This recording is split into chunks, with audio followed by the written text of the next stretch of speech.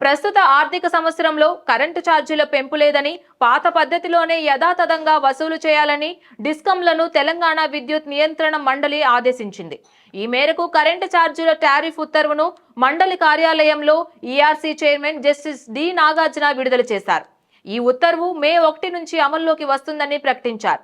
రాష్ట్రంలోని 2 డిస్కంలు, రాజన్న సిరిసిల్లలోని సెస్తో కలిపి మొత్తం 3 విద్యుత్ సంస్థల ఆర్థిక లోటు 13,499.41 కోట్ల రూపాయలు ఉంటుందని ఈఆర్సీ తేల్చింది. ఈ ఏడాది ఆర్థిక లోటు 20,151 కోట్ల రూపాయలు ఉంటుందని గత నవంబర్లో డిస్కంలు దాఖలు చేసిన పిటిషన్లపై విచారణ జరపగా అంతకు 6,652 కోట్ల రూపాయలు తక్కువగా 13,499.41 కోట్ల రూపాయలు ఉంటుందని వెల్లడైనట్లు చైర్మన్ తెలిపారు.